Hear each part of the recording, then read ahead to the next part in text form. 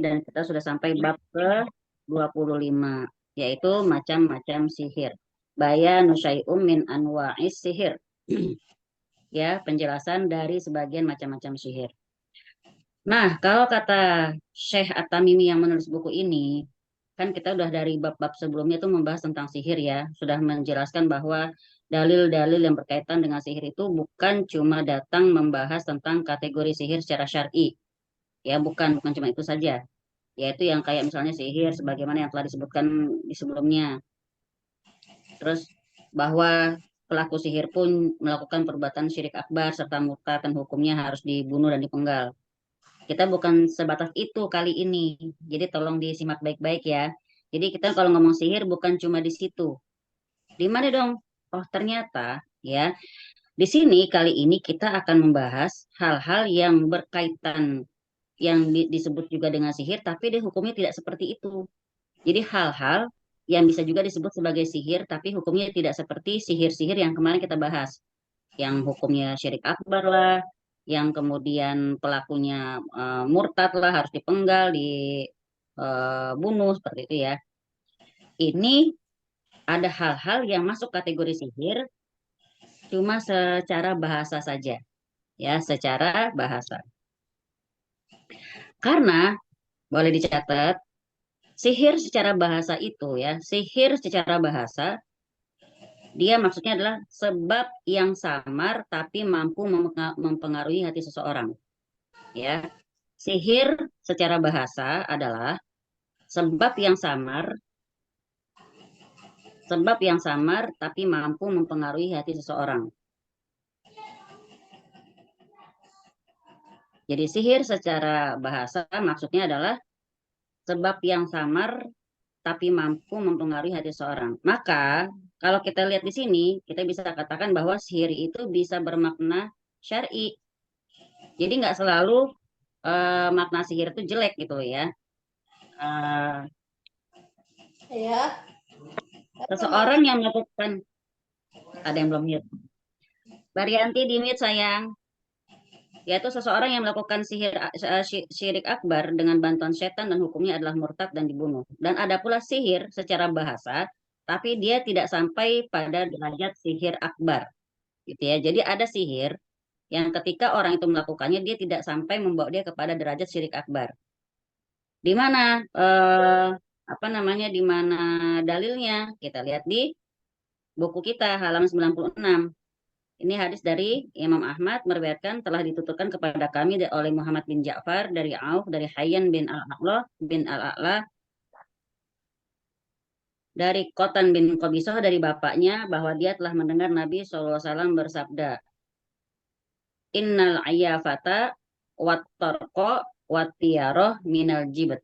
Sesungguhnya ayyafah, tarku, dan tiaroh itu termasuk jibat. Jibat itu apa? Tunggu ya. Auf menafsiri hadis ini dengan mengatakan iyafah itu, ya, ini bisa distabiloin. Iyafah itu meramal nasib dengan menerbangkan burung. Jadi kayak orang berjudi ya, tapi pakai nerbangin burung. Artinya di sini kan gambling, jadi nggak tahu mau ngapa-apa, nggak tahu hasilnya. Kalau iyafah itu meramal nasib dengan menerbangkan burung, torak itu meramal nasib dengan membuat garis di atas tanah. Adapun jibet, tafsirnya menurut Al-Hasan adalah dia suara setan. Ya, jibet itu suara setan.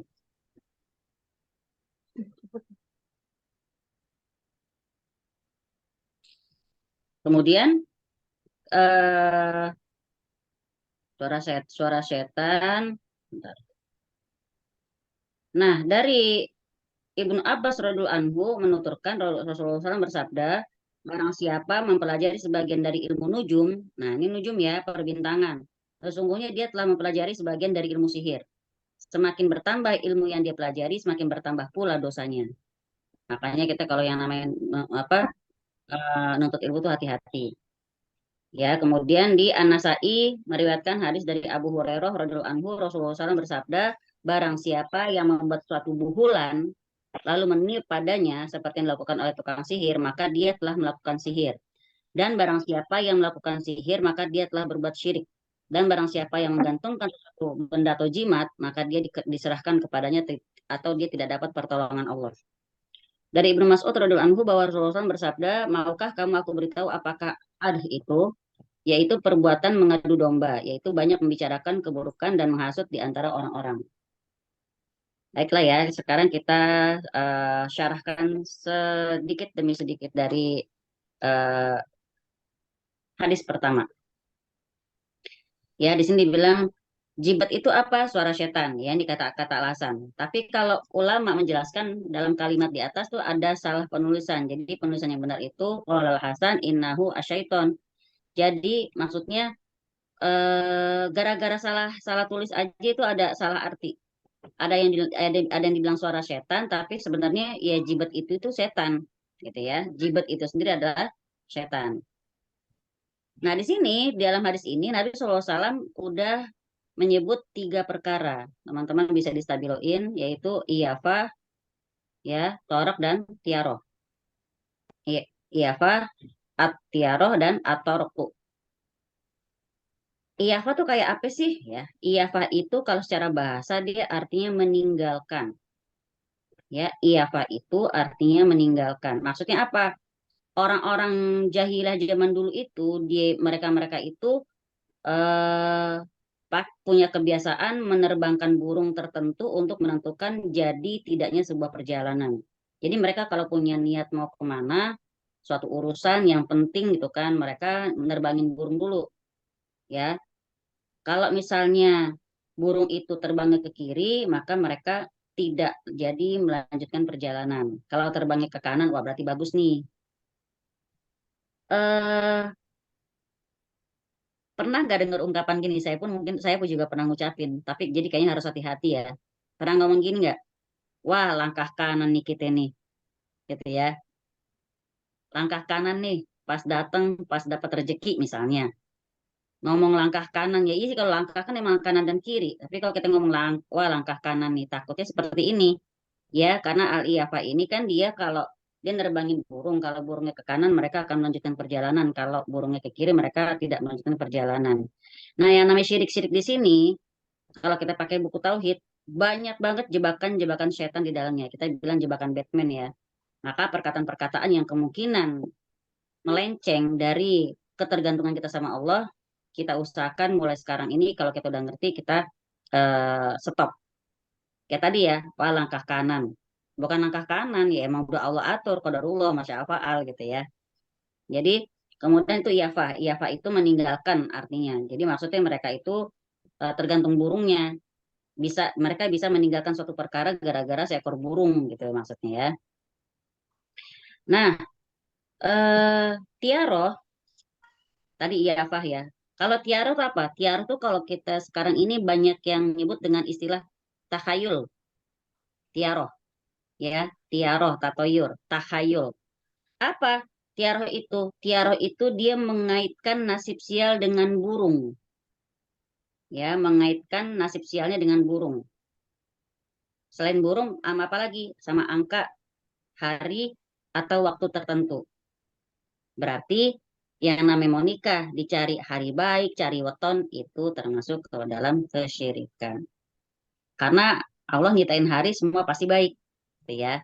Walaupun ada dalilnya, Nabi SAW kalau mau memulai suatu urusan seringnya ngambil hari Kamis. Kalau mau pergi bepergian, gitu ya. Nah, ini tiaroh ya. Tiaroh itu mengaitkan nasib sial dengan burung. Jadi burung diterbangin. Kalau enggak dia dengan angka, kalau enggak dengan hari-hari tertentu atau waktu-waktu tertentu. Maka dari sini sebenarnya al-iyafah sama at-tiaroh ini sama. Ya, al-iyafah sama at-tiaroh ini sama. Mereka menisbatkan sesuatu dengan benda atau dengan makhluk, bukan menyandarkan kepada Allah Ta'ala. Maka kata Nabi SAW, at-tiaroh itu syirkun. At-tiaroh itu syirik. Nah, sekarang bedanya di mana? Tiaroh dan iyafah ini bedanya. Kalau menurut ulama, perbedaan tiaroh dan iyafah, tiaroh itu lebih umum. Ya, tiaroh itu lebih umum, iyafah itu apa namanya? Perkara yang masuknya ke tiara tapi dia khusus benar-benar pakai burung. Kalau tiara tadi kan kadang pakai burung, ya. Penentuannya dengan burung, kadang pakai hari, kadang pakai waktu tertentu kayak gitu. Tapi kalau iyafah itu benar-benar khusus dengan burung. Maka kalaupun Nabi SAW bersabda bahwa tiaroh dan iyafah itu termasuk dalam sihir, ya termasuk dalam sihir, bukan menunjukkan bahwa ini berarti syirik akbar, enggak. Ya, jadi dicatat ya. Kalaupun tiaroh dan iyafah ini Nabi masukkan dalam kategori sihir, ini bukan menunjukkan kepada syirik akbar, tapi masih masuk dalam syirik kecil. Ya, kalau syirik akbar kasihan banyak banget yang batal keislamannya. Gara-gara mata kedutan, syirik akbar kita kan. Gara-gara tangannya gatel. Terus apa lagi? Waduh, ada kupu-kupu mau ada tamu datang ke rumah. Atau suara burung gagak siapa yang mau meninggal besok. Nah, itu udah itu masuk ke dalam syirik kecil, gitu ya. Eh, jadi, walaupun Nabi bilang di sini termasuk dalam sihir, ya seperti yang udah kita pelajari sebelumnya, bahwa sihir secara bahasa itu mempengaruhi hati dengan sebab yang samar, ya, mempengaruhi hati dengan sebab yang samar, terbangnya burung ke arah tertentu yang diartikan dengan hal-hal tertentu atau angka-angka tertentu, kemudian dikaitkan dengan hal-hal tertentu atau lainnya, ini menunjukkan bahwa ada pengaruh dalam hati secara halus, secara samar, sampai-sampai Nabi mengatakan ini sama saja dengan sihir, tapi bukan termasuk syirik akbar, seperti yang telah dijelaskan pada bab sebelumnya. Contohnya apa ya? Ada nggak teman-teman yang kalau matanya kedutan langsung deg-degan, aduh mau nangis nih gitu. Ya, itu kalau udah kayak gitu kan berarti mempengaruhi hati. Apalagi baca zodiak, kalau lagi bagus seneng banget, kalau lagi nggak bagus, ah ini mah cuma ramalan, gitu kan, deg-degan Kalau juga nasi kan. untuk tahayul Ya, nggak Mbak? ah, Nasi basi, masak nasi basi terus. nah, bisa itu masuknya ke tatayur. Tatayur ini belum ya, kita baru ke iyafa dan tiara, tapi belum sampai ke nasi basi. Tapi mas termasuk ya, termasuk kalau ini nasi basi tanda apaan sih ini kan? Jadi kita tuh jadi terpengaruh. Jadi ini termasuk sihir juga, ya. Nah, sekarang kita ke atorku. Tadi udah iyafa, sudah tiaro. Atorku, apa atorku? Atorku itu cara tertentu yang dilakukan oleh para dukun dan tukang ramal. Dia pakai cara menggaris-garis di tanah, terus dihapus, terus sisa beberapa garis. So, pernah nggak tukang sihir seperti itu? Kalau ngeramal tuh pakai ngegaris-garis di tanah. Tuh ada yang seperti itu. Itu namanya atorku. Ya, sisa garis-garis yang tersisa di tanah itu yang dijadikan ramalan oleh mereka. Ya, diartikan sebagai hal-hal tertentu lah. Jadi atorku ini kalau termasuk sihir dia secara bahasa. Karena apa? Karena dia sudah mengkaitkan hal-hal goib dengan garis-garis tertentu.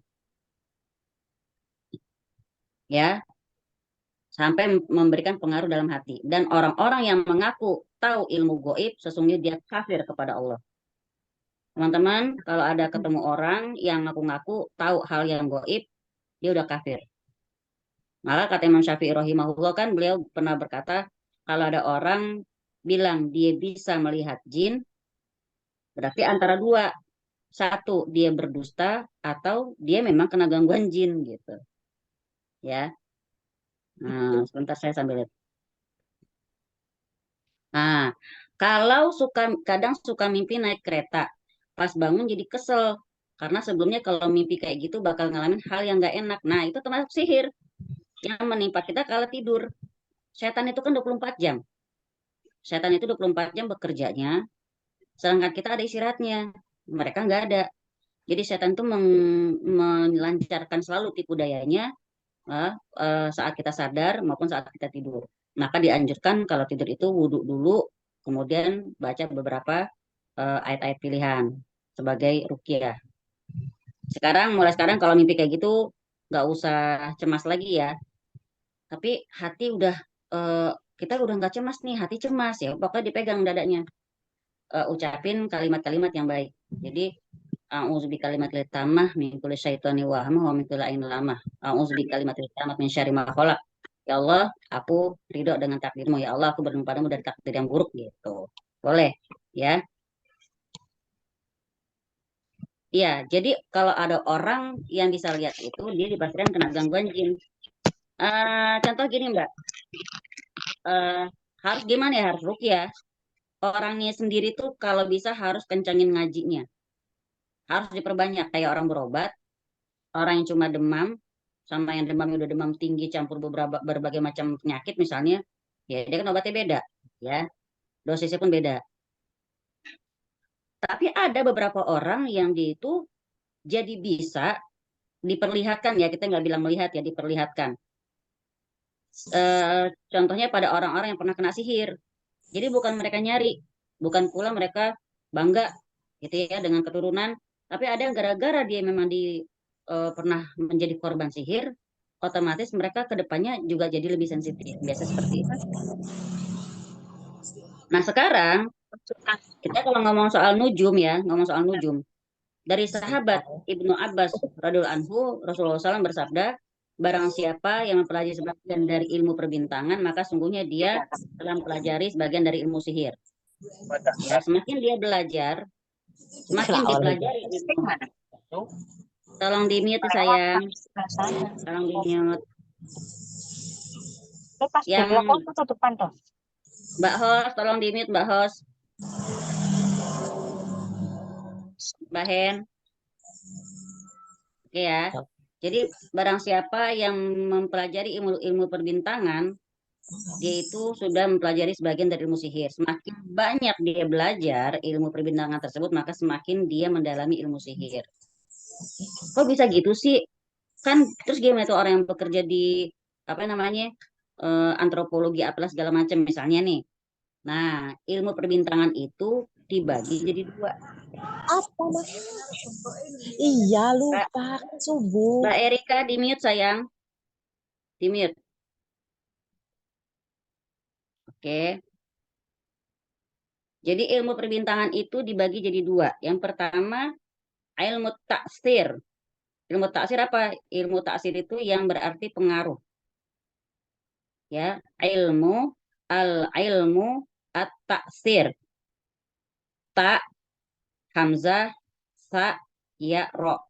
Nanti Arabnya saya kasih di sini ya. Ilmu at-taksir atau saya ketikin deh di chat, dilihat ya.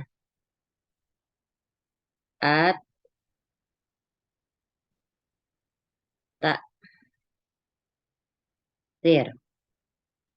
Ya. At-taksir. Yang pertama ya. Ilmu perbintangan itu terbagi jadi dua macam. Yang pertama at-taksir. Apa at-taksir? Itu artinya pengaruh. Ya, pengaruh. Kemudian yang kedua at-tasyir.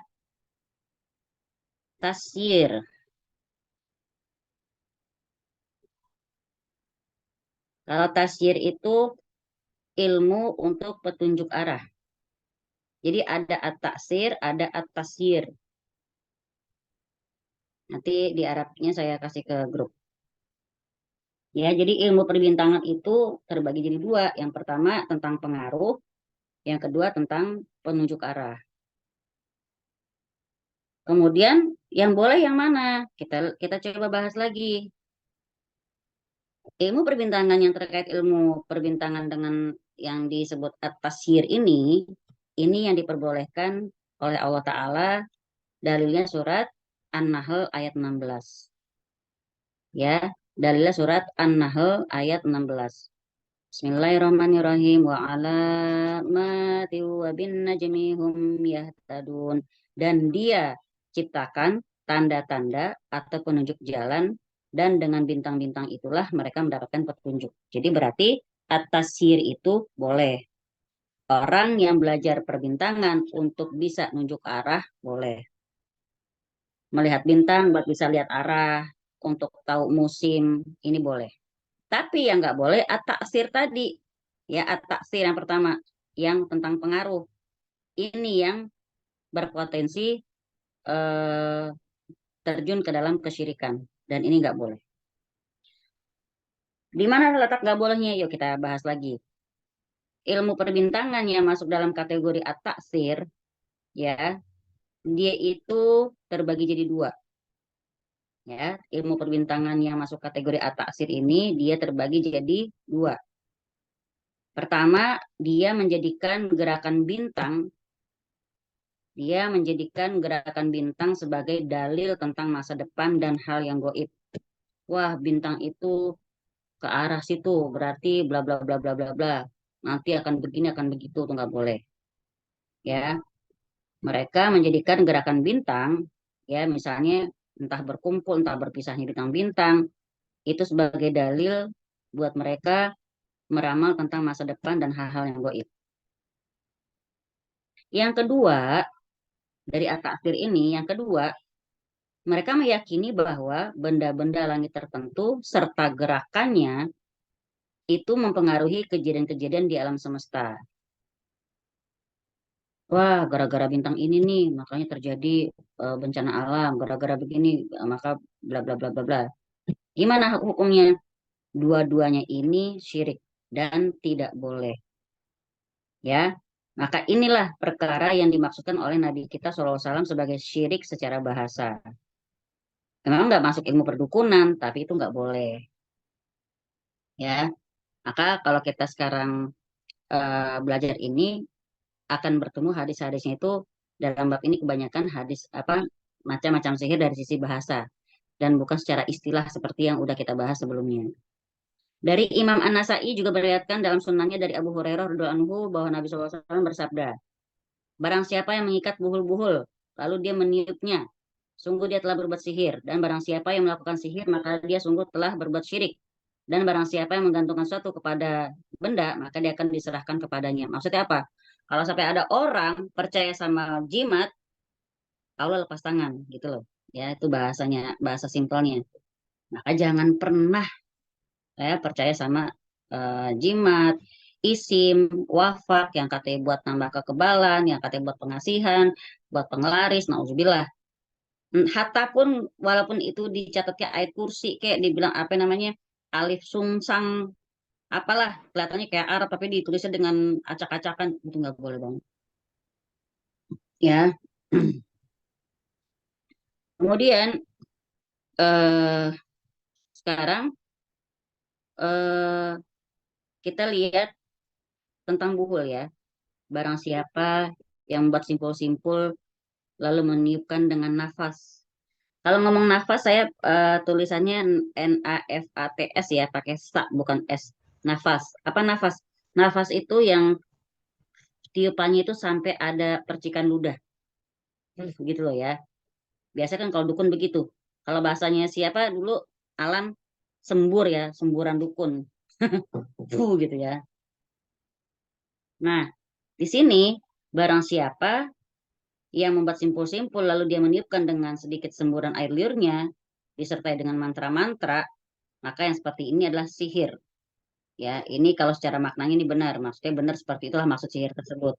Maka Allah berfirman dalam surat Al-Falaq ya tentang para penyihir dengan mengatakan qul a'udzu birabbil falaq min syarri ma khalaq wa min syarri ghasiqin idza waqab wa min syarri naffasati fil 'uqad wa min syarri hasidin idza hasad. Kalau ngomong nafas di sini nih di surat Al-Falaq ya, min syarri nafas ya. Maka di sini disebutkan dan dari kejahatan wanita tukang sihir yang menghembus pada bulbul. Jadi dia niup-niup. Contohnya kayak gimana? Kan kalau dukun gini misalnya teman-teman. Misalnya dia punya medianya itu foto. Ya fotonya, rambutnya, barangnya disatuin, diikat, lalu dia baca-baca mantra, terus ditiup-tiup. Kok bisa ya? Ya setan bantuin gitu ya. Jadi dari firman Allah Ta'ala ini menunjukkan bahwa makna hadis itu benar. Barang siapa yang membuat buhul-buhul lalu ditiup dengan nafas, maka dia telah melakukan sihir. Dan barang siapa yang melakukan sihir, maka dia telah berbuat syirik. Ya, dan di kalimat terakhir dari hadis tadi, barang siapa yang menggantungkan sesuatu maka dia akan diserahkan kepadanya. Maka orang yang menggunakan jimat, ya, dia di apa? Dia itu berarti artinya meninggalkan Allah Taala. Dia sudah menyerahkan tawakal kepada benda atau jimat tersebut. Maka orang yang paling berbahagia adalah orang yang bertauhid kepada Allah. Kemanapun dia pergi, dia tawakal. Ya, akan tetapi ketika seorang bertawakal kepada selain Allah, misalnya pada dirinya sendiri terlalu pede gitu ya, sungguh dia telah bertawakal pada hal-hal yang lemah. Oleh karena Nabi SAW bersabda, pernah berdoa, Wala takilni ila nafsi torfata ainin abada. Dan janganlah kau serahkan aku kepada diriku sendiri sekejap mata pun tanpa mendapatkan pertolongan darimu. Nah, ini cakep nih teman-teman. Zaman sekarang, zaman medsos. Maksudnya apa? Termasuk orang-orang yang bilang, terima kasih wahai diri. Ya, dengerin dulu nggih. Terima kasih wahai diri. Kamu sudah bisa sejauh ini. Kamu sudah bisa kuat. Ini ngeri. Makanya kalau teman-teman pernah sering dengar doa ya hayyu ya qayyum bi rahmatika astaghis fala takilni ila nafsi tarfata ainin abada, itu baca.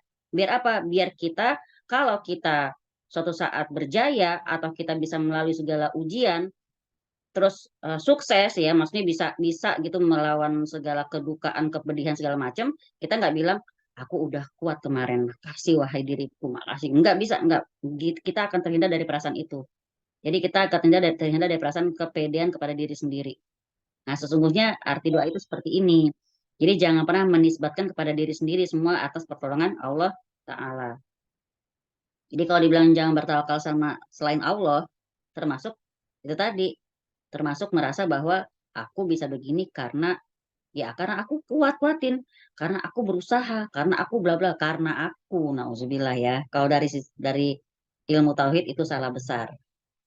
Ya, kalau dibilang kok bisa sih kamu melewati ini? Alhamdulillah min fadli Robbi, alhamdulillah atas pertolongan Allah biiznillah seperti itu. Jadi secara lisan pun kita harus benar-benar jaga. Empon-empon yang dipenitiin di baju atau barang anak dianggap pelindung dari gangguan binatang atau jin. Ini masuk, masuk Mbak. Ya, emang susah banget ini kalau kalau kalau kita apa namanya ngelawan orang tua. Tapi gini, eh kalau misalnya alasan gini loh, soalnya baunya si rempah ini nggak disukain sama semut misalnya, atau nggak disukain sama eh kayak kan kalau di tempat tidur mungkin suka ada entah yang di daerah ya mungkin ada binatang-binatang apa yang suka ada di kasur misalnya.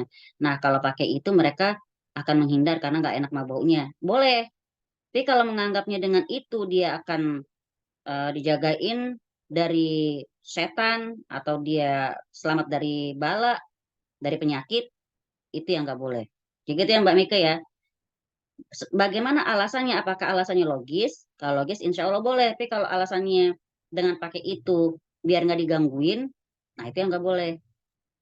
Misal contoh dipenitiin, bawa gunting, itu kan nggak ada hubungannya dia bawa gunting dengan keselamatan dia. Kecuali dia tinggal di daerah yang banyak begal misalnya. Tapi ini kan kalau misalnya dia ngegantungin jahe atau apa, Biasanya nah bangle nih. bangle kan mirip jahe ya. Nah tapi kalau niatnya memang biar nggak kena binatang apa gitu misalnya, karena mungkin di daerahnya banyak, itu masih boleh. Jadi kembali ke niatnya. Kalau dia bergantung sama itu supaya nggak digangguin, nggak ketempelan, nah itu yang nggak boleh. Contoh, itu mungkin masih empon-empon ya, kalau orang tua dulu. Zaman sekarang ada yang lebih canggih, Mbak. Pakai gelang atau pakai kalung.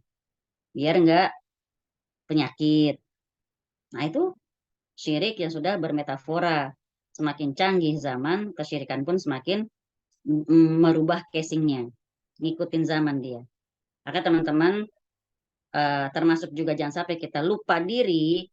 Kalau kita udah, Alhamdulillah, melalui berbagai ujian, Alhamdulillah Allah Ta'ala masih menjaga kewarasan kita, itu bukan karena kita yang kuat, tapi karena Allah menguatkan kita. Dan Allah tidak cuek, ya, enggak nyerahin kita kepada urusan kita sendiri sekejap mata pun. Maka berdoa, ya hayyu ya qayyum, bi rahmatika astaghis, fala takilni ila nafsi tarfata ainin abada. Gitu ya. Jangan tinggalkan aku dengan urusanku sendiri, ya. Jangan dicuekin kalau ya. Tarfata ainin abada, sekejap mata pun ya Allah. Gitu. Kenapa? Sesungguhnya diri kita ini lemah. Kita nggak boleh bersandar pada diri kita sendiri. Kita cuma boleh percaya diri ya kepada diri sendiri, tapi jangan yang kelebihan. Bentar ya. Ketika kita yakin bahwa di belakang kita tuh ada Allah dan bantuannya, maka kita insya Allah percaya diri itu justru kita yakinnya itu mantapnya itu mantap karena aku punya Allah gitu loh ya. Tapi kalau seseorang percaya diri karena kemampuan dirinya sendiri, dia lupa sama Allah, dia akan hancur. Berapa banyak orang yang percaya diri terhadap dirinya sendiri, akhirnya dia terkena apa? Terkena musibah. akibat kepercayaan dirinya sendiri yang kebangetan tinggi. Jadi halu. Gitu ya. Ada lagi yang nanya, kalau kita boleh tidak kita mengamalkan misal baca Al-Fatihah atau Al-Insyirah sebanyak 40 atau 100 kali atau sejumlah bilangan. Apakah itu malah mendatangkan setan masuk dalam tubuh? Nggak boleh, Mbak. Ya, karena belum pernah belum pernah ada anjuran dari Rasulullah SAW yang seperti itu. Kan Al-Insyirah Quran, tapi yang nyuruh sampai 40 atau 100 kali itu nggak ada, gitu ya. Tapi emang berarti nggak boleh dong baca banyak-banyak boleh, tapi jangan ditetapkan bilangannya. Takutnya orang awam akan fokus pada bilangannya. Baca Ar-Razzaq 169 kali, baca ini 218 kali, baca itu. Ada cerita nih ya, dan ini sudah sering saya sampaikan di kelas. Keluarga ini punya amalan rutin baca Al-Ikhlas satu hari itu 1000 kali. Al-Ikhlas loh Mbak, ya itu surat Tauhid kan, Al-Ikhlas 1000 kali. Kalau enggak dibaca, mereka anggap utang. Suatu hari bapaknya itu sakit sampai kritis lah. Selama 2 minggu nggak bisa, dia nggak kuat baca Al-Ikhlas tadi. Maka dia bilang sama anaknya, Bapak punya utang. Al-Ikhlas 2 minggu nggak baca. Karena mereka kan sekeluarga mengamalkan yang sama. Jadi anaknya tahu. 2 minggu kali 1000 kali 2 minggu berapa itu? 15.000 lah ya. 15.000. Akhirnya si anak yang ngamalin, bayar utangnya bapaknya. Sekarang kan kita kalau dari sisi syariat nggak ada Islam utang-utang amalan. Ya kan? Terus dibayarin pula. Dibacalah sama anaknya 15.000 kali Al-Ikhlas tadi. Kemudian akhirnya apa? Akhirnya anaknya tidak waras lagi gitu. Nauzubillah. Kok bisa sih kan Al-Ikhlas? Sekarang gini Mbak Dewi yang bertanya ya. Kok bisa kan yang kita baca Quran? Kok nggak boleh dengan bilangan tertentu? Karena Rasulullah tidak mengajarkan. Bahkan bacaan La ilaha illallah wahdahu la syarikalah lahul mulku wal hamdu wa ala kulli syai'in qadir dalam zikir pagi petang aja disuruh di situ dibilang 10 kali. Gitu kan? Eh kayak kita ke dokter. Kita ke dokter dikasih obat biar sembuh. Tapi dokter pasti kasih dosis. Minumnya 3 kali satu hari. Ada yang diminum 2 kali, ada yang diminum 1 kali. Ada yang diminum 1 tablet kali 3, ada yang 2 kali 1, 2 kali 2 misalnya. Nah, tiba-tiba nih Mbak Indi nih bilang, biar cepat sembuh minumnya 10 kali aja dah. Kira-kira apa yang terjadi sama Mbak Indi? Apakah dia langsung jebret sembuh, abrakadabra gitu kan? Enggak, malah jadi overdosis, malah keracunan. Obat itu ketika dosisnya pas jadi obat. Kalau dosisnya nggak pas jadi racun. Begitupun amalan-amalan kita. Apa dalilnya Mbak? Surat Al-Baqarah ayat terakhir. La yukallifullahu nafsan illa wus'aha. Allah nggak akan membebani kita di luar kesanggupan kita. Sanggup misalnya Mbak baca istighfar satu hari itu 100 atau 200 kali, monggo. Silakan. Yang nggak sanggup, ya nggak usah maksain. Tapi kalau tadi ya masalah bilangan sampai 100 kali, kalau lagi sanggup baca, lagi nggak usah ngaku sebagai utang gitu loh. Karena tidak ada dalilnya. Yang menjadikannya sebagai kewajiban itu yang bikin amalan itu malah jadi ngundang jin. Ya, jadi sesuatu yang sebenarnya bagus bacaan tersebut tapi caranya salah, yang datang bukan pertolongan Allah tapi jinnya masuk. Karena kan kadang walau alam ya untuk mereka yang mengalami katanya mereka sampai ngerasain kayak melayang lah gitu. Kondisi antara sadar dan tidak sadar itu kan kondisi yang sangat-sangat sangat-sangat mudah buat setan untuk masuk. Gitu ya. Bahasanya kita apa ya? Dibilang sadar enggak, dibilang nggak sadar juga enggak gitu ya. Nah, kalau ada yang menanam ari-ari, tunggu. Kalau pakai gelang atau kalungnya niatnya buat mengurangi radiasi HP nggak apa-apa, ya. Kalau emang ada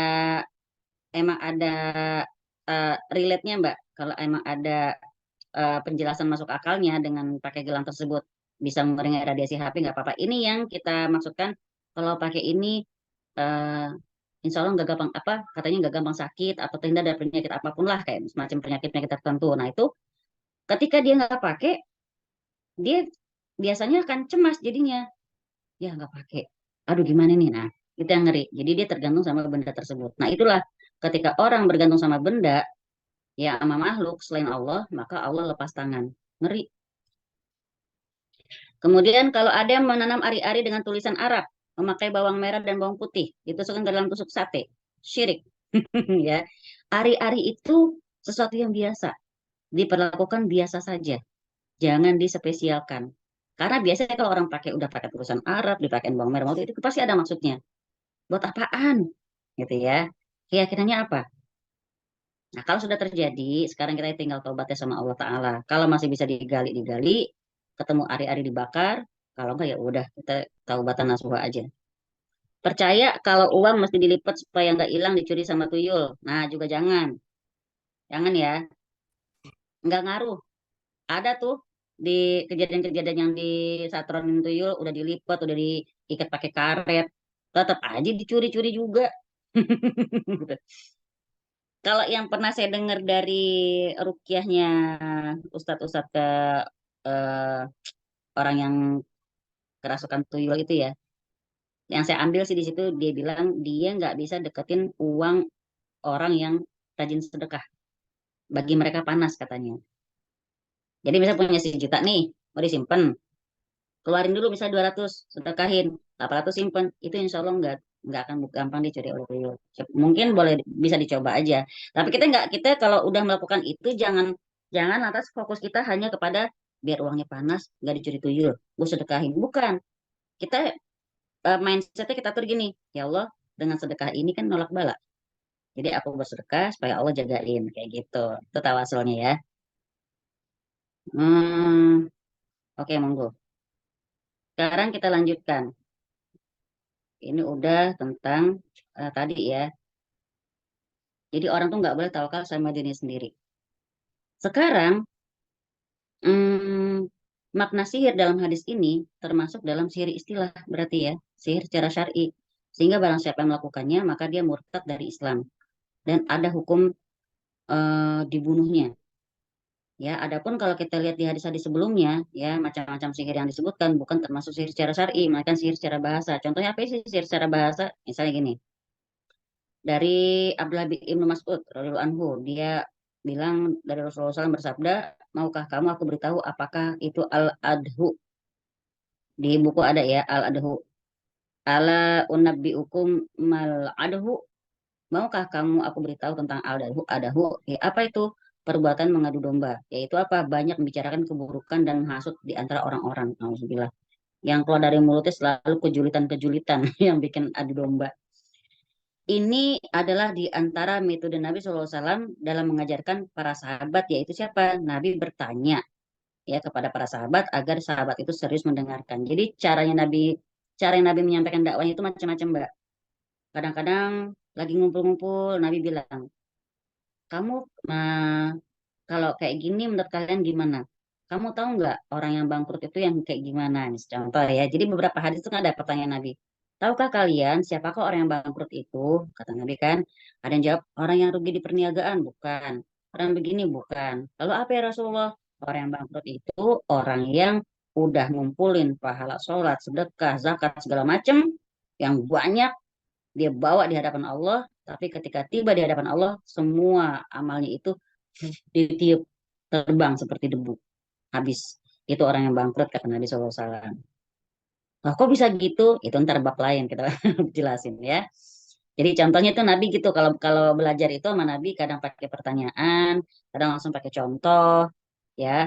Seperti ketika Nabi pulang dari perang apa dari hijrah kalau nggak salah ya, di tengah jalan ada ibu yang kelihatan panik karena anaknya hilang. Sampai dicari-cari sambil jalan kan sambil mengamati ya kan Nabi kalau jalan rombongan kan jadi nggak yang cepet-cepet gitu. Akhirnya anaknya ketemu dilihat dipeluk sama si ibu mukanya mukanya seneng banget. Gimana sih kita kalau anak kita hilang umur balita gitu tetap ketemu kan lega banget ya. Nah itu Nabi kasih perumpamaan. Kalian lihat gak tuh si ibu mukanya gimana tuh ketika dia ketemu lagi sama anaknya. Oh bahagia banget ya Rasulullah. Kira-kira mungkin nggak ibu itu bunuh anaknya? Ya nggak mungkin lah, kan? Nah, asal kalian tahu ya, Allah itu sayang kepada hambanya 70 kali lipat sayangnya dari ibu kandung kepada anaknya. Jadi artinya mungkin nggak sih Allah zolim sama kita? Sedangkan sayangnya Allah aja 70 kali lipat. Ya, cuman kita yang namanya anak ya, emang namanya anak suka nggak percayaan emang. Bandel emang namanya anak ini ya. Nah, sekarang gini, dari hadis ini, hadis yang di halaman 97 ini, kenapa adu domba itu dimasukin ke kategori sihir? Ayo, ada yang bisa jawab nggak? Kenapa adu domba atau namimah ya, al-adhu ini? Kenapa dia dimasukin kategori sihir? Karena dia ada dua sebab. Ya, namimah itu termasuk kategori sihir. Namimah atau adu domba ya. Al-adhu atau namimah atau adu domba itu masuk kategori sihir karena dua sebab. Sebab pertama, apa sebab pertamanya? Karena dia bisa memberikan pengaruh pada hati dengan sebab yang samar. Jadi sebab samar itu maksudnya kan nggak kelihatan sebabnya. Tapi hati bisa berpengaruh. Contoh, Di, tahu nggak, Di? Tuh Winda tuh ngomongin lo begini, gini, gini, gini, gini. Kira-kira hati langsung berubah nggak ke Winda? Kesel kan? Nah itu sihir itu. Ini belum nyampe ke fitnah. Ini ngadu domba. Kan emang benar misalnya si Winda ngomong kayak gitu. Lalu kita sampein, kita udah ngadu domba itu. Nah itu termasuk kategori sihir. Ini yang sihir yang kita maksud di buku ini sekarang, di bab 25 ini. Maksudnya sihir itu ternyata luas. Bukan cuma urusan perdukunan. Gitu ya. Jadi sebab yang pertama, dia bisa memberikan pengaruh pada hati dengan sebab yang samar. Ya, seperti halnya tadi pengertian sihir secara bahasanya ya. Nah, sebab yang kedua gimana? Sebab yang kedua, namimah itu bisa memisahkan antara dua orang yang saling mencintai. Dan inilah dampak yang ditimbulkan oleh sihir. Benar nggak? Saling sayang jadi saling benci. Ya, nauzubillah.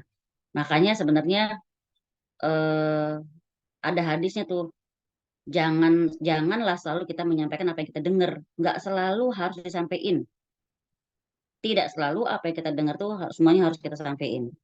Ada yang mending harus kita keep sendiri. Seperti itu ya. Jadi sebab kedua, namimah itu bisa memisahkan antara dua orang yang saling mencintai. Berarti benar kayak sihir dong. Dalilnya di mana? Al-Baqarah 102. Ya, Al-Baqarah 102. Fayata'allamuna minhuma ma yufarriquna bihi bainal mar'i wa zawjih. Maka mereka mempelajari dari keduanya, yaitu malaikat Harut dan Marut. Siapa yang belajar? Setan-setan ini. Apa yang mereka pelajari? Sihir yang bisa memisahkan antara suami dan istri. Nah, begitu juga namimah. Teman ke teman, ya kan?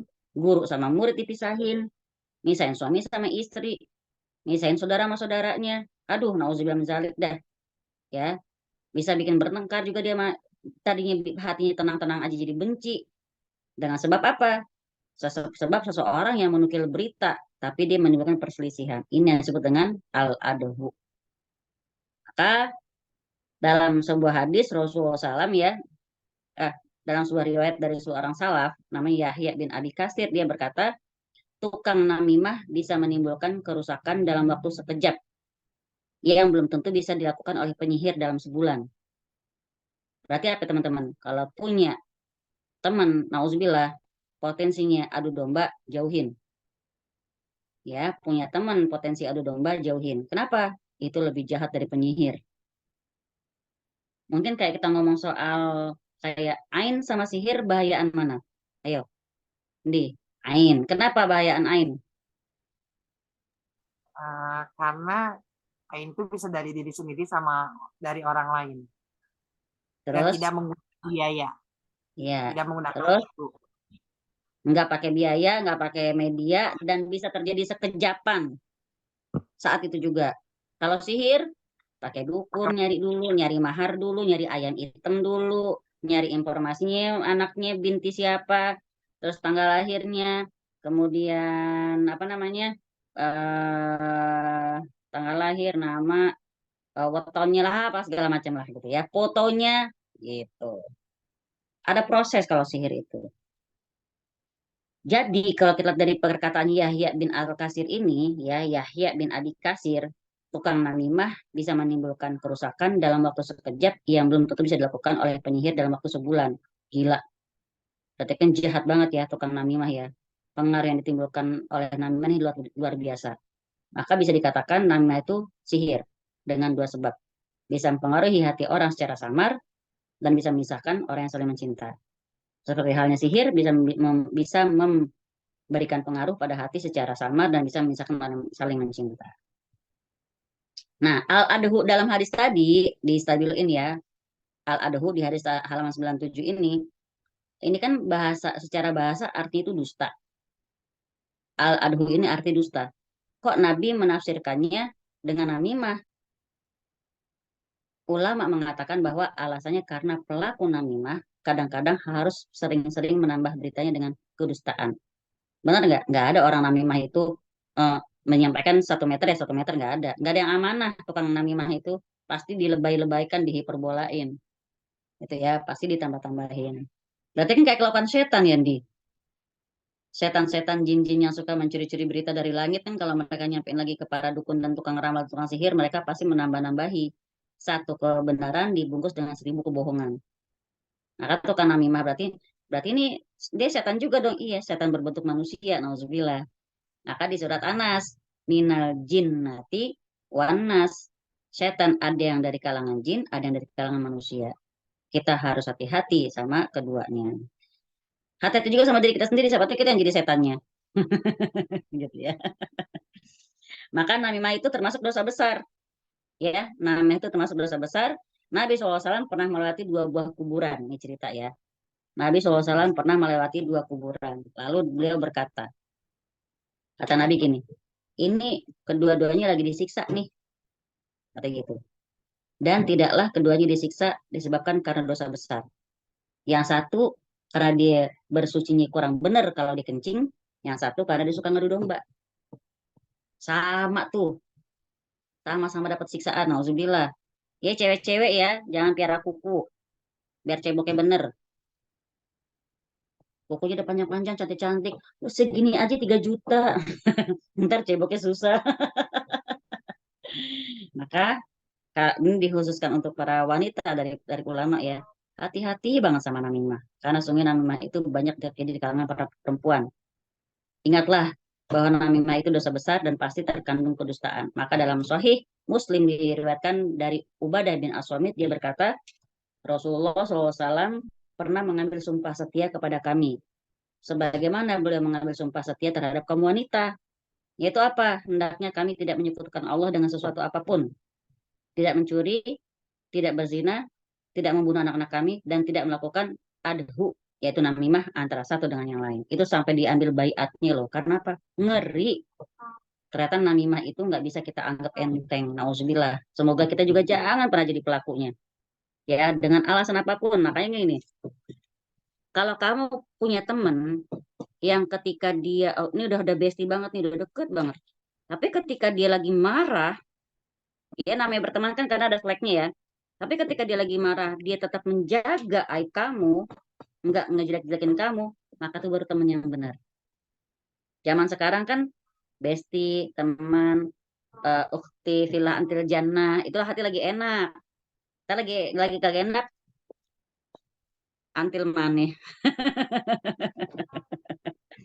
Ya, ini termasuk musibah yang juga kadang-kadang terjadi di sebagian para penuntut ilmu.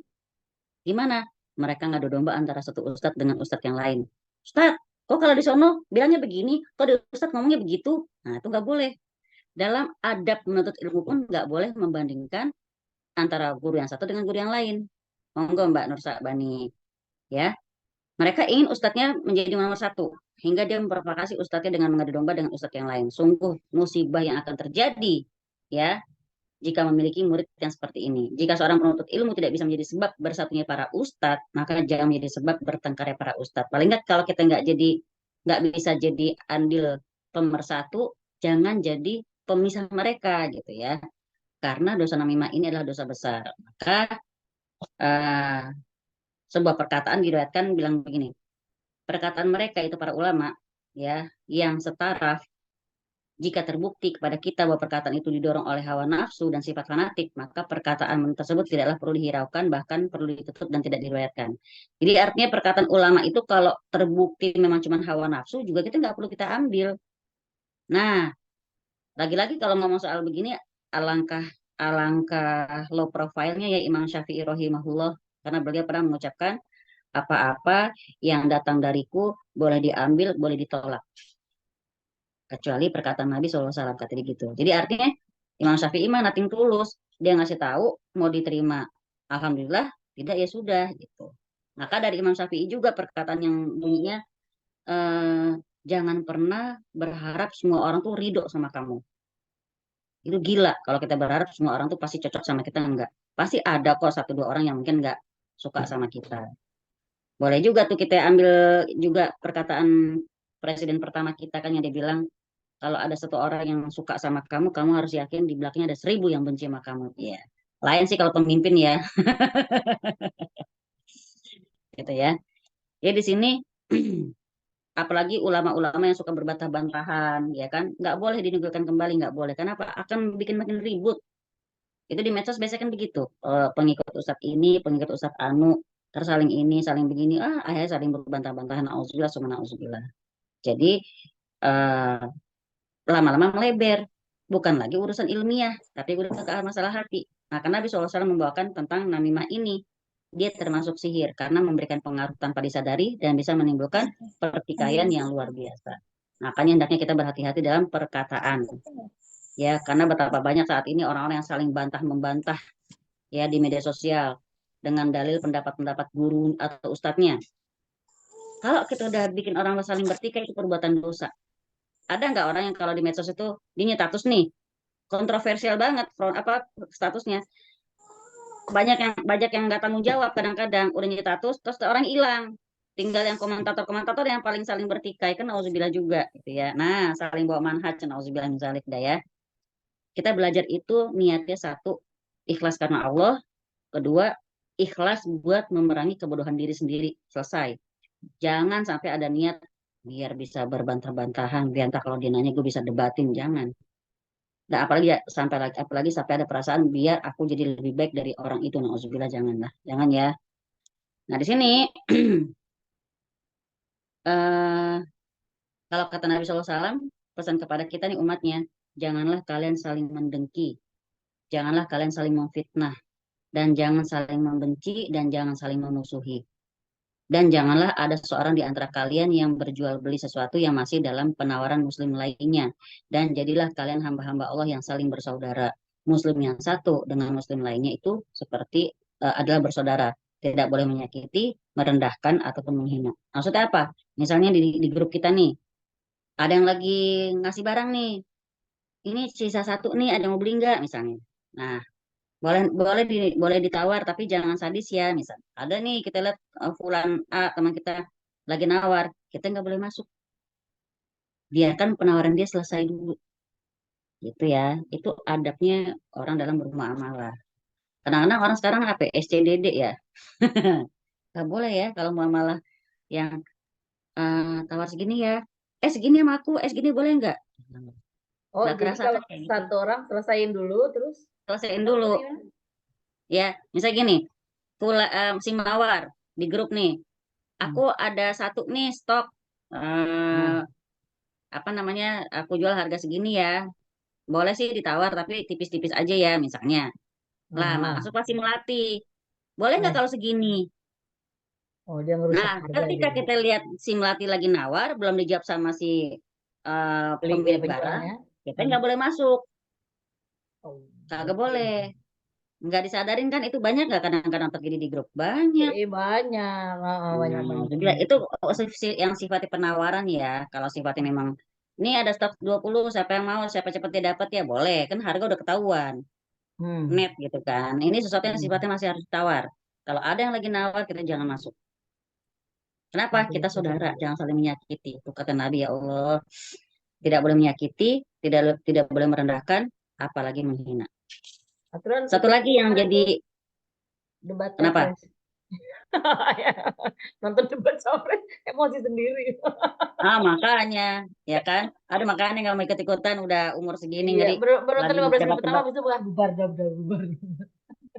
Kalau dalam lelang, ya itu kan judulnya lelang ya. Jualan lelang sih boleh-boleh aja ya. Karena kan emang cuma nawar, Terus itu tawaran satu pun yang bersangkutan enggak langsung iya. Bilang iya, Emang masih nunggu lagi. Heeh. Memang harus nawar. Itu lelang beda ya, Mbak, beda. Ini Emang ambil kalau harga lagi jual, tertinggi kalau lelang nah, kan ya. contoh kayak kita belanja di pasar deh. Kita belanja di pasar bukan sayuran ya, barang misalnya. Ada barang cuma tinggal satu itu doang, terus ada yang lagi nawar. Terus kita juga suka, kita masuk. Segini deh, saya mau. Ah, nggak boleh, jangan. Ya, maka dalam adab-adab sesama manusia ini sangat Nabi pesankan di berbagai sisi. Sampai-sampai gini kata Nabi, kalau kalian bertiga, maka janganlah yang berdua orang tuh berbisik-bisik tanpa menyertakan yang ketiga ini sebelum dia berbaur dengan yang lain. Karena apa? Dapat menyinggung perasaannya. Tuh Nabi aja tahu perasaan kita, ya Allah. Ntar kita bilang, Iya benar. lo ngomongin apaan sih lo? Ih, baper. Gimana orang kagak baper? Lo berduaan dong bisik-bisiknya. Ternyata kata Nabi juga Udah nggak gitu boleh begitu. pakai mata lagi gitu ya. Iya, sambil bisa-bisa lirik-lirik. Waduh, emang ya setan rojim. Ya, maka dalam bermuamalah sama manusia itu pun hati-hati. Ini semua perkara yang diharamkan loh. Ya, ini semua perkara yang diharamkan dalam syariat. Kenapa? Bisa menimbulkan pertikaian. Bahkan saking menjunjung tinggi persatuan, Islam membolehkan yang namanya berbohong demi kebaikan. Win, emang si ini ngomong apa sih tentang gue kemarin, kok dia kayaknya mukanya gak enak banget. Enggak sih. Kayak lagi yang gue lihat lo kemarin dia ini tuh kayaknya bisik-bisikin lo. Oh, dia ngomong ini. Dia bilang Ngomong kalau misalnya keripik. apa. Asik Nah, ngomong pokoknya keripik. kita ngomongin yang gak ada sambungannya lah gitu. Jadi boleh berbohong buat kebaikan. Gitu ya, boleh. Apa? Untuk mendamaikan dua orang yang berselisih.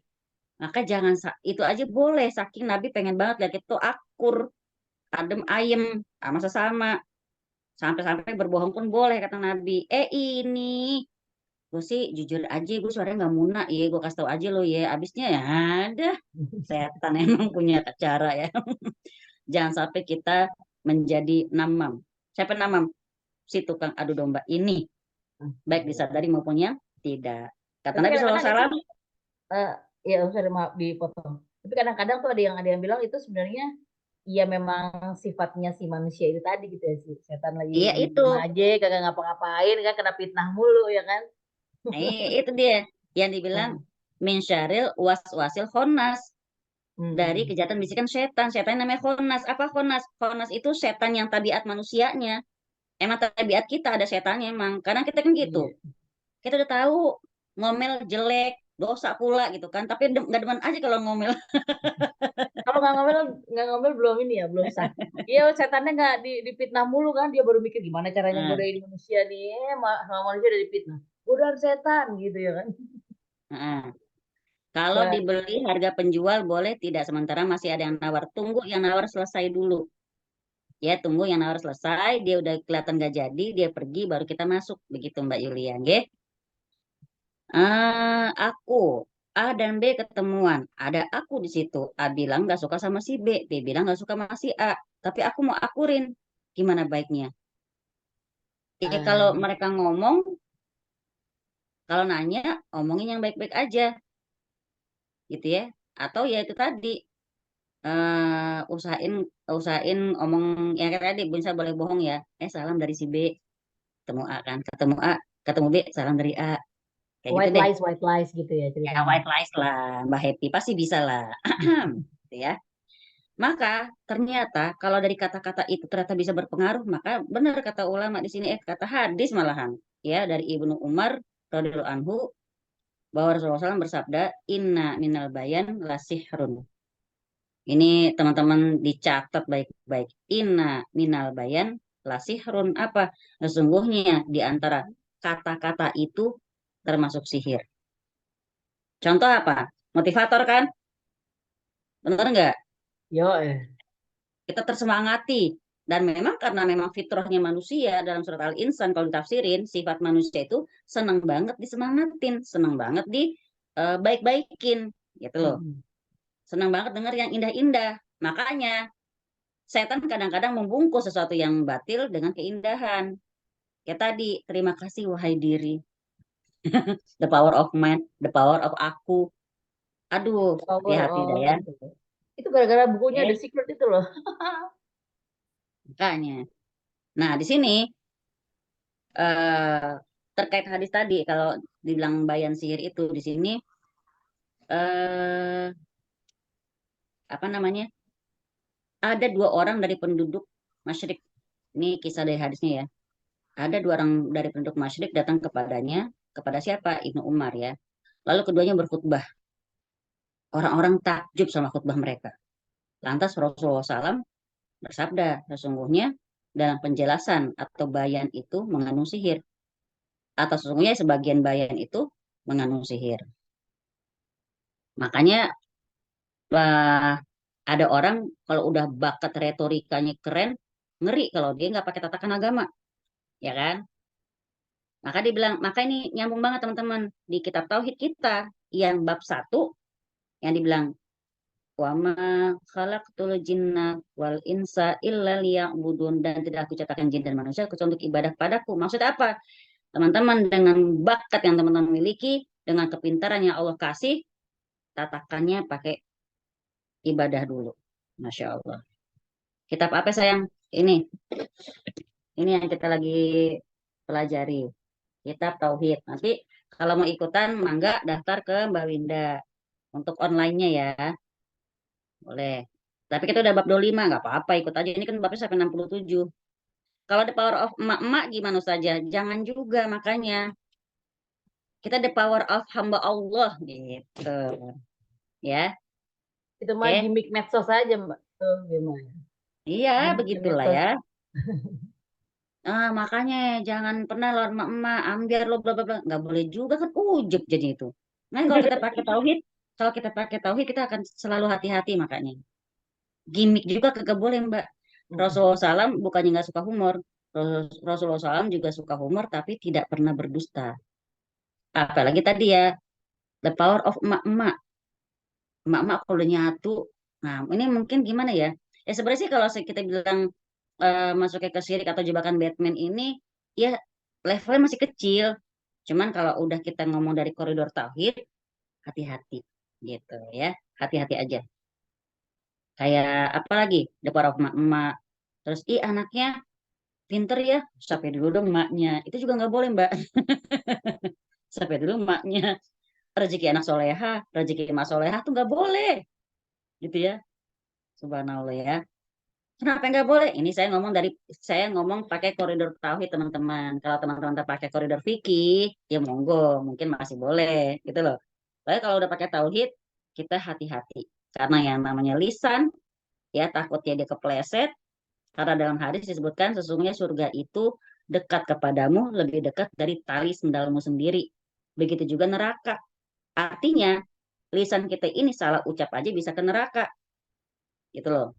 Ya, makanya kalau saya sebagai eh, apa namanya yang sedang membawakan tauhid ini, kalau teman-teman nanya saya mungkin akan saklek bilang nggak boleh, jangan, itu dosa, kayak gitu. Tapi saya nggak mungkin distatusin, akan mancing berdebat kan. Ntar ada yang berperang ya, monggo lah silakan. Tapi kalau di kelas saya, kalau teman-teman nanya di sini, saya akan bilang sesuai dengan yang kitab ini jelaskan, gitu ya. Makanya ini kalau teman-teman baca nih siapa Mbak Syifa ya, di bawahnya pemurnian ibadah kepada Allah. Artinya apa Mbak? Semua kita pasti beribadah insya Allah. Semua muslim pasti ibadah. Tapi yang murni tidak semua. Mau baca apa sekalian daftar ke kelas? Mending sekalian daftar. Jadi ntar bisa sambil dikirimin. Iya benar, daripada repot-repot. Tanggung baca sendiri Mbak. Sekalian. Boleh. Julidnya ke Israel boleh. Julid visabilillah itu boleh. Monggo. Itu kapan lagi Nah, julid nanti yang tanya ke Mbak ini Winda, Mbak Syifa Karawan. Monggo. Nah, ini tadi nomornya ya. di bawah ini Jadi kata masalah. Rasulullah SAW pun yang namanya bayan itu mengandung sihir. Maka di sini ada lagi dari Sahih Muslim. Ammar pernah menyampaikan khutbah. Ya, Ammar pernah menyampaikan khutbah Jumat kepada kami dengan bahasa yang singkat dan padat. Maka ketika dia turun dari mimbar, kami pun berkata kepadanya, wahai Ammar, khutbah Anda singkat tapi padat. Baik banget kalau Anda panjangin lagi. Kurang rasanya. Kalau bahasa sekarang apa? Ih, daging semua penjelasannya kan gitu ya. Bisa aja orang. Nah, Ammar berkata, saya mendengar Rasulullah SAW bersabda, sesungguhnya lamanya sholat dan pendeknya khutbah seorang itu menunjukkan tentang pemahaman dia tentang agamanya. Karena itu panjangkanlah sholat dan pendekkanlah khutbah. Karena sebagian dari bayan adalah sihir. Artinya apa berarti kita disuruh sama Rasulullah? Udah mendingan ibadah, jangan banyak ngomong. Jangan banyak nyuruh, praktek. Gitu. Ini ke saya juga ini. Gitu ya. Jadi di sini yang dimaksud dengan penjelasan itu adalah sihir apa? Ketika seseorang menjelaskan dengan baik, orang kan bisa terpengaruh. Makanya yang dimaksud di sini adalah penjelasan itu seakan-akan sihir karena dia bisa memberikan pengaruh ke orang tersebut yang tadinya lemes jadi semangat, ya termotivasi, gitu kan. Nah, kemudian apakah hadis Nabi SAW tadi bermaksud untuk memuji atau mencela? Terdapat khilaf, ya maksudnya ya tergantung yang baca sih dari angle-nya mana dibaca. Bisa pujian tapi juga bisa warning lah untuk hati-hati. Ya, makanya yang penting fokusnya di sini adalah ketika orang itu bisa berkomunikasi dengan baik. Kalau kata orang sekarang apa influencer ya, Ewin. Nah, itu termasuk bakat dari Allah tuh. Itu sihir Iya, itu. iya benar.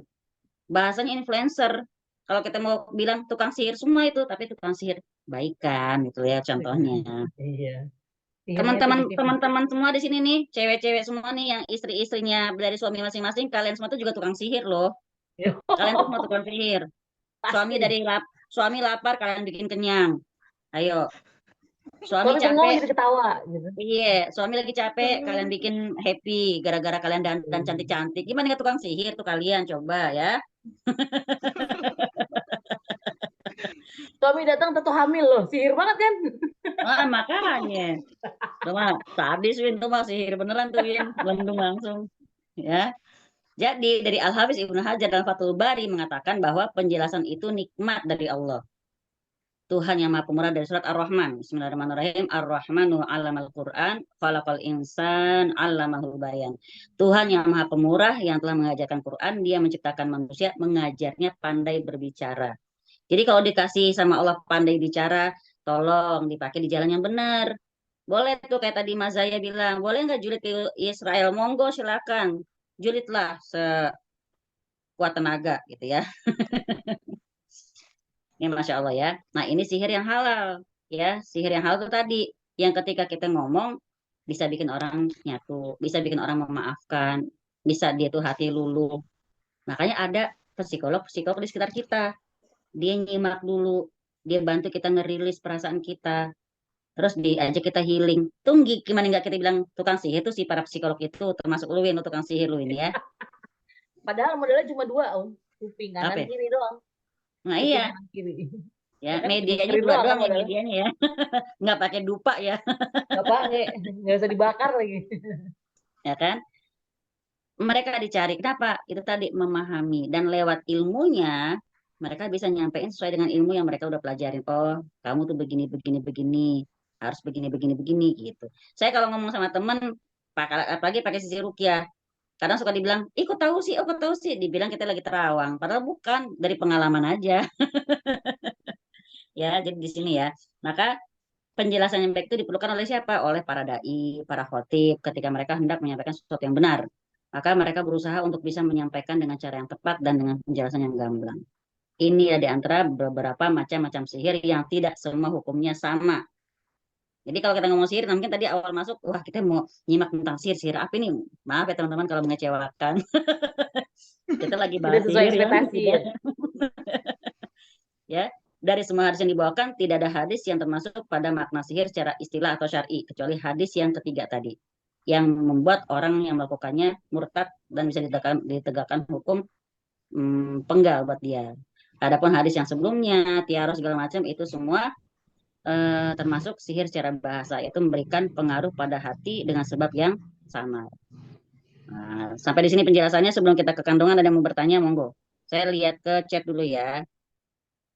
Berarti sihir boleh in a good way, boleh banget. Boleh. Suaminya datang lagi capek, lagi di kena pengurangan karyawan. Istri harus bisa jadi tukang sihir yang bagus.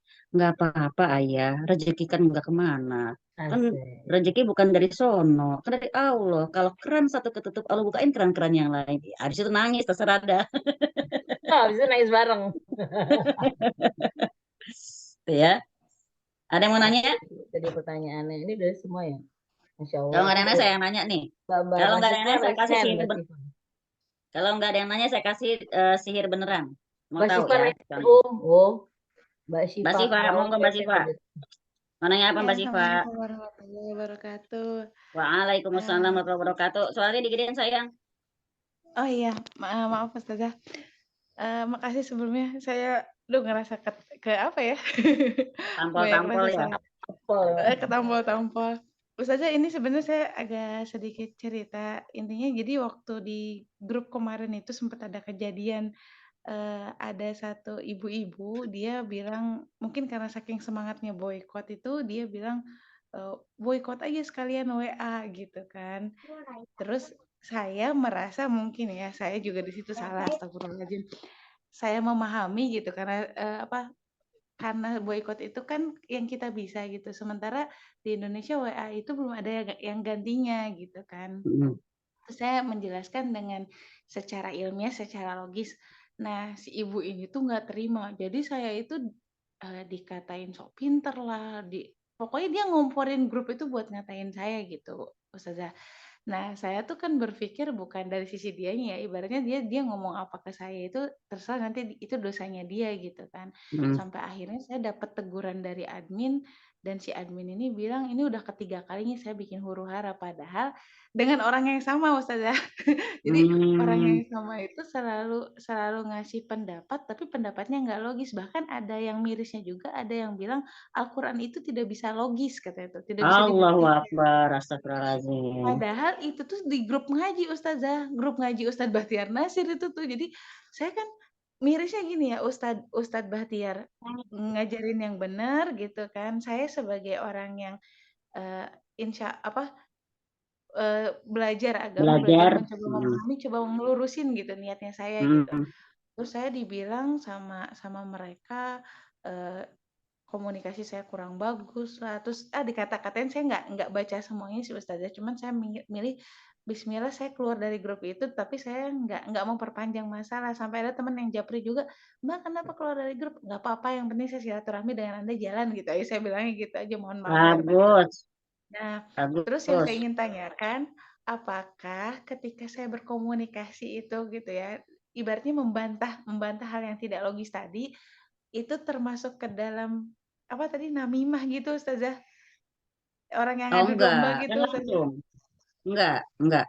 Namimah itu dia nyampein berita kanan kiri ketika dua orang nggak ketemu. Itu namimah ya. Orang adu domba tuh begitu, ya. Ngadu domba biasanya menyampaikan sesuatu yang menimbulkan pengaruh pada kalau misalnya gini ya. Kan Mbak kalau lagi di grup itu yang bereaksi cuma satu orang itu saja kan? Ya, iya Ya. awalnya itu Kalau yang doang. bereaksi, nah, kalau yang bereaksi banyak sampai di antara mereka jadi bertikai, itu baru kita tukang adu domba.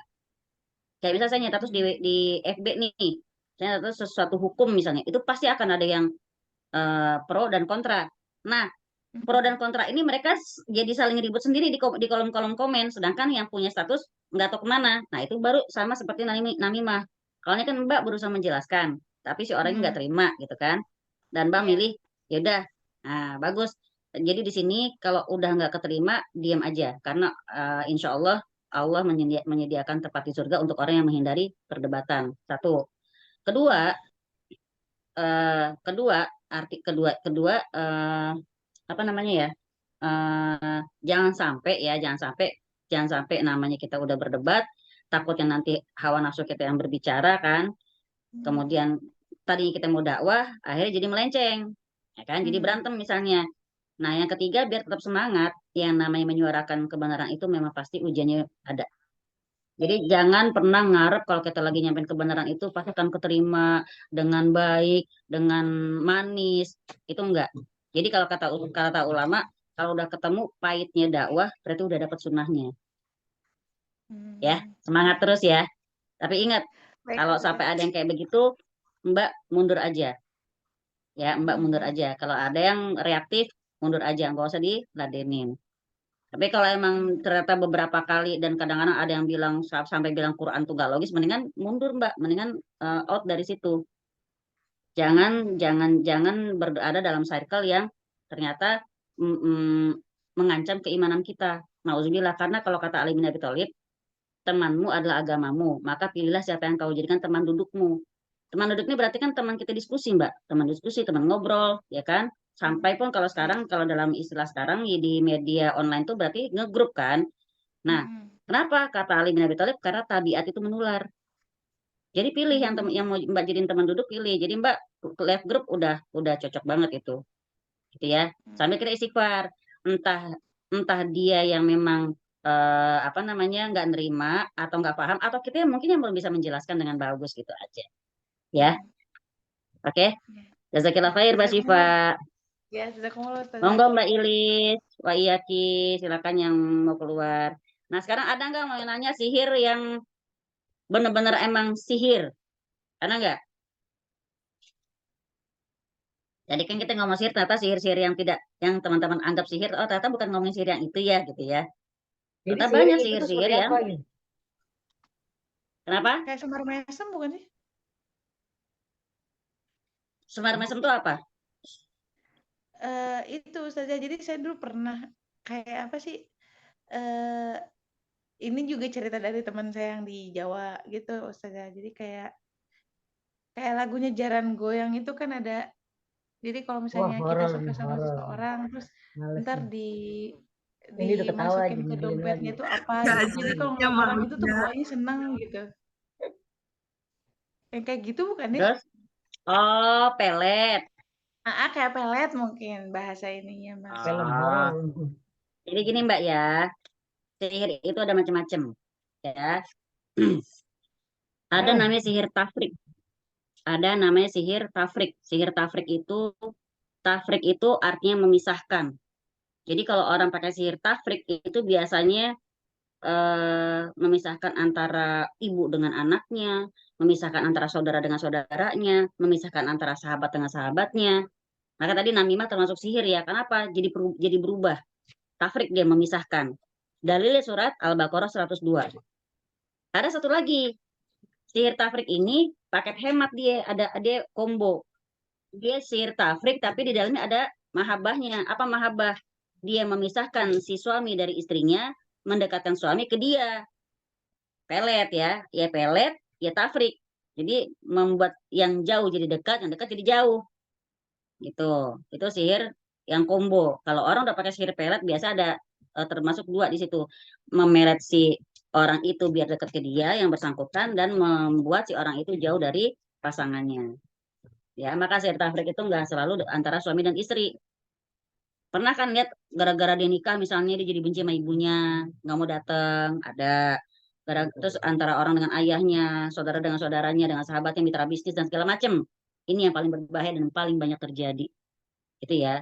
Kita udah deket jadi mitra bisnis gara-gara datang satu orang jadi berantakan. Nauzubillah.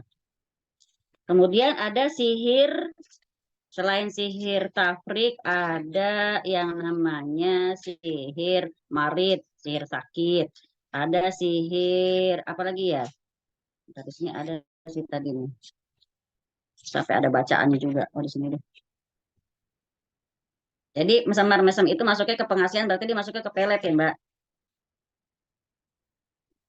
Ada sihir bikin sakit, ada sihir bikin gila, ada sihir bisikan, ada sihir apa namanya sakit satu anggota badan saja, ada yang sakit seluruh badan. Dan biasa kalau udah namanya sihir, walaupun sakitnya katanya kalau di medis kelihatan misalnya sakit kepala ya, entah sakit kepala, entah sakit perut, entah apa namanya anggota tubuh yang lain, tapi biasa mulai semua tuh habis asar menjelang maghrib.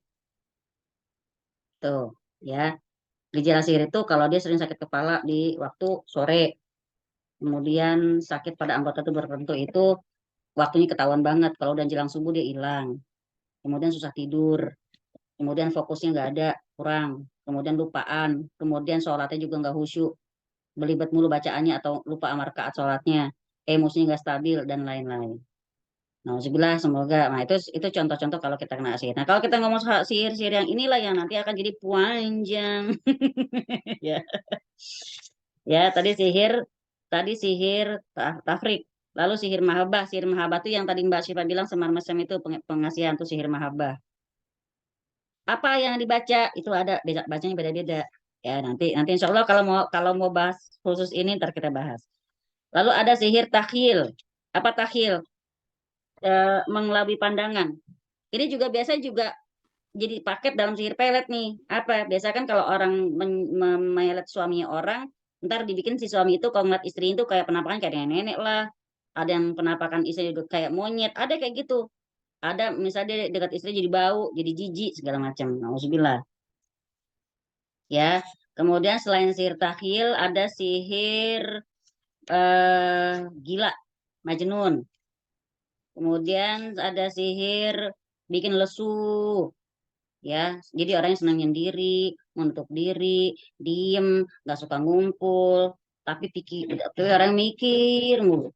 Terus sering pusing dan ya mager parah gitu ya. Alhamdulillah. Terus sihir panggilan, apa ya, mimpi-mimpi yang serem. Dia kalau mimpi suka kayak kadang ada yang manggil, terus selalu was-was, terus banyak perasaan ragu sama teman-teman, sama orang yang dicintain segala macem.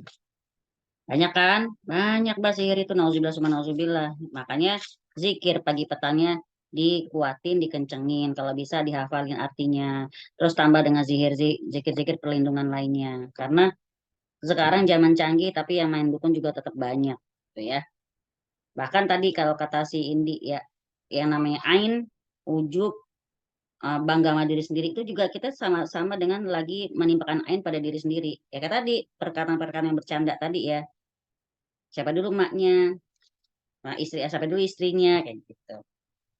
Ih, Pak Ainun ganteng ya, makin makin cakep aja, siapa dulu bininya kata Winda gitu tuh. Napa sih tuh Win? Semar mesem, oh iya kayak pidato pengasihan. Hai Mbak Nita, ya Allah, udah berapa purnama kita nggak bertemu Mbak Nita Yusuf. Mbak Anita Ya Yusuf ya, sayang. aku juga baru lihat Mbak Anita Yusuf ada di sini. Hai, hai Mbak Winda, apa kabar? Kangen Hai, deh. Masya Iya, Allah. kangen banget deh. Sekarang kita ke Sama. kandungan bab ya. Bu Kenapa, Winda, Bu? kita ke kandungan bab. Yuk, yuk, Kita ke yuk. kandungan bab Yang ini. macam Yang bawa, sihir. yang pegang buku kita ke kandungan. Jadi kita sudah tahu ya, kandungan bab ini nomor 1 di antara macam sihir, yaitu maksudnya jibet ya, jibet tadi setan ya, adalah iyafah, torku, dan tiaroh. Ya, jangan lagi teman-teman gini, kalau lewat tikungan, nih ya, apalagi yang mau mudik ya, lewat tikungan mana, KM berapa harus klakson, jangan, nggak perlu. Kita udah punya tipsnya dari Allah, a'udzu bikalimatil tamat min syarri ma khalaq. Udah. Kan cuma klakson, Sekarang saya tanya, ngapain klakson? Oh, klakson maksudnya biar kalau ada kendaraan tahu nggak masalah kalau kayak gitu. Ini cuma lewat tikung KM berapa, klakson. Apalagi pakai bilang numpang-numpang, kita masing-masing aja emang masing-masing. Numpang-numpang anak soleh Ya mau kan, yang lewat bilang gitu lagi. berjamaah siapa kan gitu. Apalagi udah tiaro, ujub pula ya. Kemudian yang kedua pengertian iyafa dan toruk udah insya Allah. Nah ketiga ilmu nujum termasuk salah satu jenis sihir. Iyalah, ya kalau sampai bikin orangnya berubah ngarep-ngarep gitu kan. Ih katanya bulan ini bukan dapat rezeki, mana bohong banget loh ramalan. Ya iya sampai bilang ramalan bener kan banyak bohongnya. Itu juga ramalan ya. Kemudian iya sampai suruh percaya sama ramalan. IDL itu derita lau. Derita lu. Ya keempat Wow. membuat buhulan dengan dititipkan kepada termasuk sihir. Ya, kemudian kelima perbuatan mengadu domba juga termasuk sihir. Nauzubillah, semoga kita semua terhindar dari perbuatan namimah, juga terhindar dari orang yang mengadu domba juga. Nauzubillah. Yang keenam dan termasuk sihir pula ungkapan-ungkapan susunan kata yang indah. Nih, dengerin teman-teman ya. Yang membuat kebatilan seolah menjadi kebenaran dan kebenaran seolah menjadi kebatilan. Contohnya apa? Udahlah, jangan ngajarin sabar sama orang kayak gitu. Lo nggak tahu penderitaan dia udah kayak apa ya. Lah kita kan nasihat-nasihatnya emang harus. Apalagi jangan jadi Tuhan buat orang lain. Kita sendiri betul-betul benar. Emang kita betul-betul benar. Tapi dakwah tetap gitu loh. Nunggu bener kapan dakwahnya. Kan gitu. Nggak ada yang sempurna. Ya kan? Ada lagi kemarin waktu ada yang nanya saya. Om pernah nggak merasa punya perasaan ghil kata dia. Ghil itu cemburu ya, dengki sama orang beriman. Pernah nggak dilanda perasaan ghil? Pernah. Loh berarti Jadi kayaknya mengecewakan lah sepertinya ya. Saya bilang, Mbak, ghil itu sampai ada doanya dalam surat Al-Hasyr ayat 10, ya, Al-Hasyr ayat 10, berapa 11 ya? 10. Robbana ighfir lana dzunubana wa likunal ladzina sabaquna bil iman wa la taj'al fi qulubina ghillan lil ladzina amanu. Jangan jadikan di hati kami ini cemburu atau kedengkian kepada orang yang beriman. Maksudnya apa? Berarti emang Allah juga tahu kalau kita itu mungkin akan terjangkit perasaan dengki. Cuman masalahnya kita ini memendamnya dan istighfar, atau kita merealisasikan perasaan dengki tersebut. Kenapa saya masih bisa ghil? Saya belum bermetafora jadi malaikat, soalnya saya gituin aja. Ya kan? Iya benar-benar. Karena orang berharap siapa yang terlalu nggak banyak cemburu gitu. coba? Iya, misalnya kita tuh orang, padahal kita sama-sama usahanya, padahal anakku lebih rajin, kok anak dia yang lulus, ya anakku nggak lulus misalnya. Nah itu kan tetap semua qadarullah masyafa'al. Ya apapun ikhtiar kita, maka tetap kedepankan Allah. Ikhlas sama hasilnya. Ikhtiar boleh, semangat boleh, percaya diri boleh, tapi tetap hasil akhir urusan Allah Ta'ala. Udah. Gitu ya teman-teman ya. Iya. Nah, kalau lihat sihir lewat depan mata, wih, gimana itu ngeliat sihir lewat depan mata? Keren banget matanya, Mbak. Maksudnya gimana? Mungkin ada Kalau melihat mbak-mbaknya sihir lewat lewat depan gitu. mata, Sihir gitu. apa yang harus Jadi gini, dibaca? Jadi Nggih. gini, Sabtu lalu itu kebetulan saya sama suami itu di depan rumah antara jam 9:30 jam 10 malam. Terus suami itu lihat ke atas, ada seperti bohlam itu loh, kayak apa? Kayak nyala api. Banaspati. Nggih, Nah, Banaspati. itu. Kayak pokoknya kayak dop gitu Nggih. loh. Jalan Horor pokoknya kalau kata saya mah. jalan itu terus kemudian sama suami ditunjuk. Loh, mah, opo iku mah? Gitu. Ditunjuk terus kita kan otomatis keluar dari pagar itu, ternyata di atas rumah itu hilang. Jadi bolanya itu hilang, yang cahaya tadi itu. Nah, kira-kira kemana dia? Ke rumah apa ke orang? Walau kita nggak tahu, saya nggak tahu. Terus kemudian kan setelah kita berbincang sejenak di depan, kan sudah malam kita masuk. Waktu masuk itu aura di dalam rumah itu sudah beda, Nah, kayak apa ya, merinding gitu loh, Saya juga merinding Itu jadinya. apa Mbak Winda? Saya juga merinding jadinya, Mbak. Nah, makanya itu saya bacaan apa deg-degan, umumnya? apakah ini tandanya? Gini, kalau ngelihat kayak gitu, ya, raih barang apapun yang bisa diraih, misalnya batu atau apa, ya, tapi baca dulu di sini Al-Falaq sama An-Nas, tapi yang yakin, yang tegas. Al-Falaq, An-Nas, terus tiup, terus dilempar. Bismillah Allahu Akbar, lempar. Itu aja. Belum sampai melakukan itu Insya sudah Allah. hilang, Ya udah, berarti la ilaha illa anta subhanaka inni kuntu minaz zalimin, atau auzu bikalimati tamat min syarri ma khalaq, cukup, Mbak. Ya, Saya pas cuma lihat baca langsung. Emang baca ta'awud. iya, ta'awuz langsung waktu itu. Iya, langsung refleks gitu, Oh, bagus, Waktu melihat alhamdulillah. Alhamdulillah. Tapi itu Alhamdulillah, Mbak, tadi langsung baca ta'awuz. Iya, tapi bagus, gitu, Mbak. waktu Berarti masuk rumah itu. rukyah Apa ya? rumah langsung Sudah berarti. Oh gitu ya, ya. Oke, waktu masuk rumah baca bismillah enggak? Enggak, Terus lagi lihat itu pintunya kebuka. Iya. Kan habis ada tamu Selamat, itu. Anda sudah mengundang. Anda sudah mengundang mereka masuk rumah. Oh gitu ya, ya kan habis ada tamunya belum pergi tamunya. Masih itu aja apa? Masuk Masih rumah. di depan pagar. Ketika Mbak masuk rumah, yang penting baca doa Bismillahirrahmanirrahim. Nah, tapi kalau sudah terlanjur kejadian, lalu rumah sekarang rasanya nggak enak, rukyah rumah, nggak apa-apa, nggak terlambat kok. Oke? Tidak ada kata terlambat. Bentar, saya mau ujub dulu nih. Mbak Yulia pas baca itu langsung ta'awuz ya. Iya. Bagus, murid kelas tauhid saya. Saya tidak menerima. Mau Mbak ujub Winda, bilang aku tapi balik cuma izin, saya doang. Aku GR Mbak Winda. Sama aku juga GR. Admin aja GR-an apalagi muridnya. Ini Masya Allah, astagfirullahaladzim, nggak boleh gitu. Itu saya sekedar kasih contoh ya, itu ujub kayak Itu gitu adalah nggak boleh, contoh-contoh teman-teman ya. ujub. Baiklah, kalau nggak ada yang bertanya, alhamdulillah ini sudah selesai.